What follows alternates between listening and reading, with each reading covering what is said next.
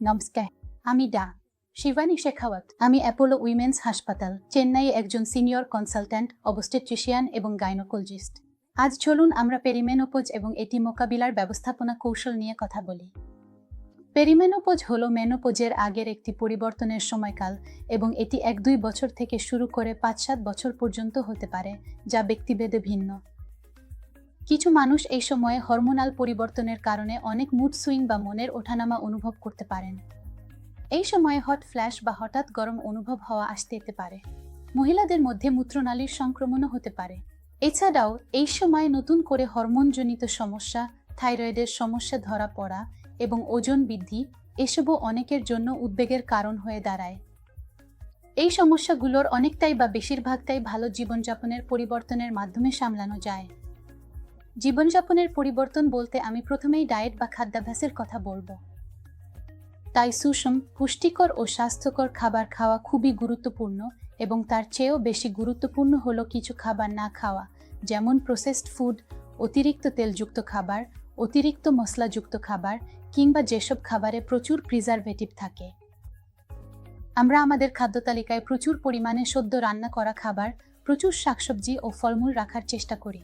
তাই আমি পরামর্শ দেব প্রতিদিন অন্তত একটি সম্পূর্ণ ফল খেতে, যা হতে পারে স্থানীয় বা মৌসুমী। আপনি খাদ্য তালিকায় প্রচুর পরিমাণে বীজ, বাদাম রাখতে পারেন, যা প্রয়োজনীয় ফ্যাটি অ্যাসিড এবং ফাইটোএস্ট্রোজেন সরবরাহ করবে। সম্পূর্ণ শস্য, ডাল ও ফাইটোএস্ট্রোজেনের ভালো উৎস এবং এগুলো উপকারে আসে। এছাড়াও চিনি ও লবণের পরিমাণ কমানো উচিত। খাবার খাওয়ার সময়টা খুবই গুরুত্বপূর্ণ, তাই দয়া করে আপনার খাবার বা মিল সময়মতো খান, বিশেষ করে রাতের খাবার। যদি আপনি আগেভাগে রাতের খাবার খান তাহলে সেটা দারুণ। রাত জেগে দেরিতে রাতের খাবার খাওয়াই সবচেয়ে বড় সমস্যা, বিশ্বাস করুন। দ্বিতীয় যে বিষয়টা আমি চাই সবাই খেয়াল করুক, সেটা হলো শারীরিক কার্যকলাপ, মানে ব্যায়াম। প্রতিদিন নিয়মিতভাবে শারীরিকভাবে খুব সক্রিয় থাকা, এটা একটা গুরুত্বপূর্ণ বিষয়। আর দ্বিতীয়ত, আপনার দৈনন্দিন রুটিনে কোনো না কোনো ধরনের ব্যায়াম অন্তর্ভুক্ত করা। তাই ব্যায়াম বলতে আবারও বোঝানো হচ্ছে কার্ডিও এর একটা অংশ, স্ট্রেচ ও ফ্লেক্সিবিলিটি, যার মধ্যে যোগা ও পিলাটিসের মতো বিষয়গুলো পড়ে, এবং স্ট্রেংথ ট্রেনিং।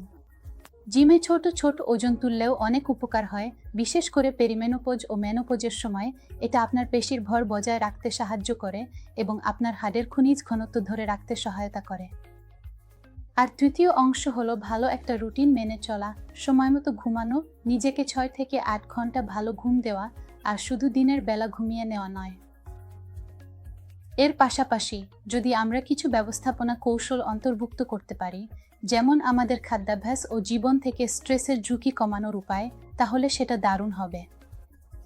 স্ট্রেস এখনকার দিনে যেন সর্বত্রই সবসময় উপস্থিত, কিন্তু স্ট্রেসকে সামলানো যায় যদি আপনি নিজেকে একটু সময় দেন, সময় ব্যবস্থাপনা ভালো করেন, আর সম্ভব হলে একটু যোগ ব্যায়াম বা মেডিটেশন করেন।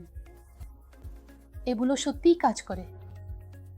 তাই যখনই আপনি আপনার মুডে, স্বাস্থ্যে কোনো ধরনের অস্বস্তি, মন খারাপ, অলসতা বা নিজেকে ঠিক আগের মতো মনে না হওয়ার অনুভূতি পান, তখনই সম্ভবত আপনার রুটিন, খাদ্যাভ্যাস আর ব্যায়ামের দিকে নজর দেওয়ার সময় এসেছে। আর যদি এগুলো সবই কাজ না করে, আপনার ঘুমেও সমস্যা হয়, তাহলে আপনার গাইনোকোলজিস্ট বা স্বাস্থ্যসেবা প্রদানকারীর কাছে যান এবং সাহায্য নিন। ধন্যবাদ।